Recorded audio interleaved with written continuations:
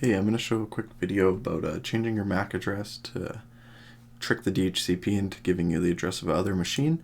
So right now we have this Ubuntu VM with a .12. It's currently connected to the FTP of the server. It's on the list of special IPs. That .12 is there again. Currently, our colleague, we run a quick DH client, kill the old process, and get a new one. See that we have a .20 that is different from the ones on the list.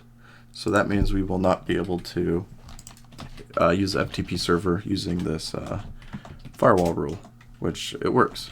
So now we're going to use the MAC address from the Ubuntu VM. You can get that through an nmap scan. I have the old command right here, so we're going to switch that. But to prepare for this, we're going to put our interface down, and then we're going to set that MAC address. Now that it's set, we're going to put it back up, and then running a DH client, and then we're going to kill it, and we're going to run it again. After this,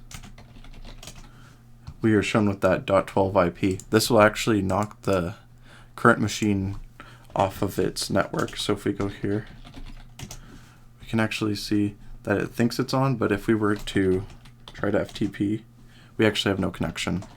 So actually on this side, now if we go here, we want FTP in that server, we have control.